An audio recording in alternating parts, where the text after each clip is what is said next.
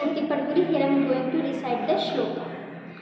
Grahani Phandu Pushtasha Shofa Shoshodharajvara Hanti Gulma Krimiplitha Kashaya Katuvatalaham Marvikham Lekhanam Ridhyam Natushna Madhuram Saram Alpapitta Nilam Phandu Me Harsha Krimignashanam Asmadhalpantharagunam Kharjuram Vatalam Guru Sharkharasura Visvaduruddhyo Nati Madholagu Shrishtamutra Shakritvatho Gaudastarpanadipanaha Vatapittakharassidhu Sneha Shleshma Vikaraha Medha Shopodhara Shognastat Pakva Rasovaraha Chedi Medva Savastikshno